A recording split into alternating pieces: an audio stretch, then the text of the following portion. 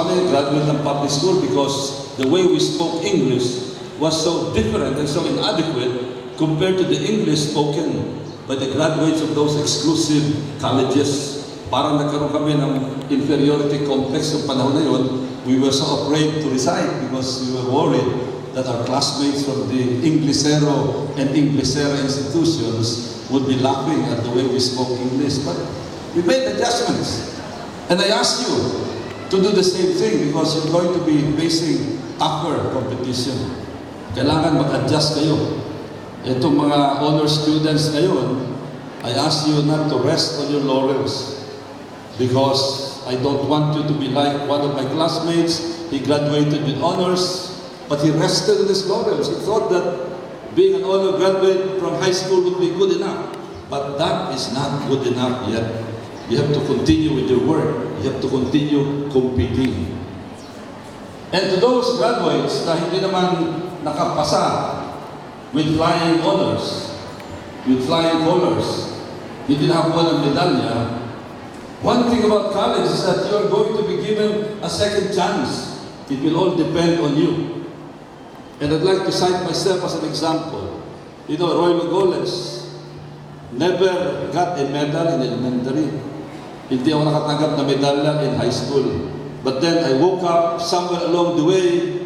As I said, I felt very inadequate speaking with my counterparts in the exclusive schools. I ended up, because of my desire to improve myself, I ended up becoming a member of the UP debating team in UP.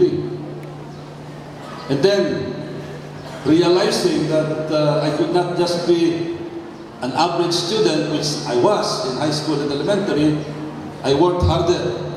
And of course, yung dating medyo konting-konting mahusay na grade, napataas ko by working harder. And this is my message to a lot of you. You know, I envy the graduates of 2010 because of the very exciting future that is awaiting you. You know, today, we are talking of a brave new world that awaits graduates like you. High technology, employment opportunities not only in the Philippines, not only in different companies, but all over the world. It will again depend on how you prepare yourself.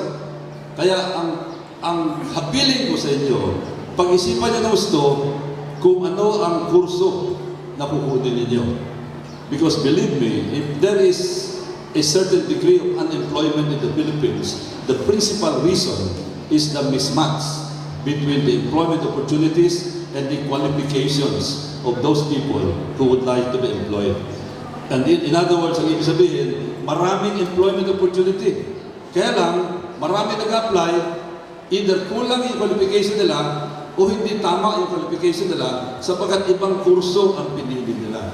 And here, the parents can occupy and have a very critical role in the selection of the courses. Sa mga magulang, huwag tayong pumili ng mga courses na sa tingin natin para makapasa lang, para makaraos lang, makakuha ng degree. Think of the employment opportunities not only here in the Philippines, but abroad.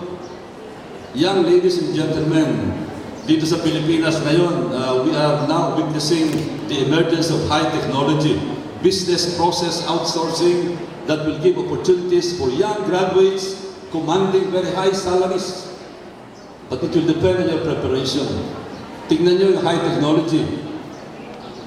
There are so many companies all over the world that are run and managed by Filipinos, either entrepreneurs or managers, who somehow were able to prepare themselves correctly and properly. And therefore, they became very competitive. Like, for example, there are so many companies that are being run by Filipinos, managed by Filipinos in Indonesia, in Hong Kong, in Singapore, in the Middle East. High-paying jobs, but it will depend on how you prepare yourselves. Kaya yan ang pinaka-mensahe ko sa inyo. Paghandaan nyo ng gusto, yung napaka-importanting desisyon na gagawin ninyo. Ano ba ang kursong kukunin ko pagdating ng kolehiyo? And for those who may have a hard time getting to college, you can be like me also. I had to work. I was a part-time working student in UP. in order to help finance my education, and you can do the same thing. So finally, in a few minutes, you'll be leaving this institution, your alma mater. In a few minutes, you'll be saying goodbye to each other. Alam ko na sa ngayon, mixed ang feelings ninyo. Hindi nyo alam kung magiging masaya kayo o kaya magiging malungkot kayo. I know that you're looking around and maybe wondering, will I ever see my classmates again? But I'd like to tell you that high school will continue to be so memorable. Alam niyo, ako, and I'm sure your parents feel the same way. Hanggang ngayon, naalala namin yung high school namin. Hindi namin makakalimutan yung napakaraming magagandang karanasan namin sa high school. Naalala namin yung mga mababait na teachers namin. Naalala pa rin namin yung mga hindi masyado mababait na teacher namin. Yung mga terror ng mga teachers. Pero gusto ko sabihin sa inyo na kung sa ngayon, ang tingin niyo sa mga ibang teacher ay terror, 10 years from now, 20 years from now, you will think of them more fondly.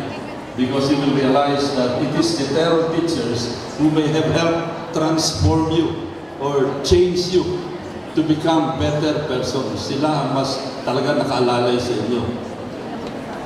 Yung mga memories ng high school. Ewan ko kung kayo dumaan ng mga junior, senior prom dito. Meron ba kayong ganon? Meron ganon. Kami meron din. Alam niyo ako, matagal na akong gumraduate sa high school, pero hanggang naalala ko pa rin yung junior, senior prom namin. Hindi ko makalimutan yung partner ko ng junior, senior prom. Hanggang ngayon, naalala ko nung nagsayaw kami, at hanggang ngayon, naamoy ko pa rin yung buhok niya.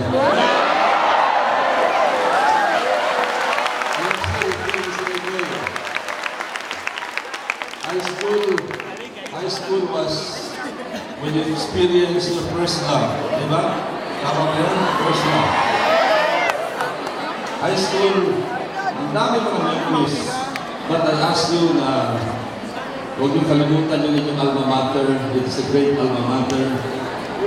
Pero napapansin ko yung mga kalalagyan pag ang tingin doon sa mga kababaihan.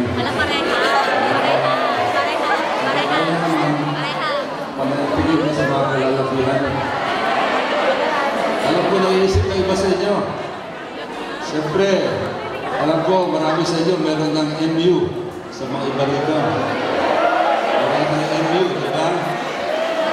And some of you are wondering, pagdating ko ng college, yung ka-MU ko, ako pa rin kaya ang maalala niya.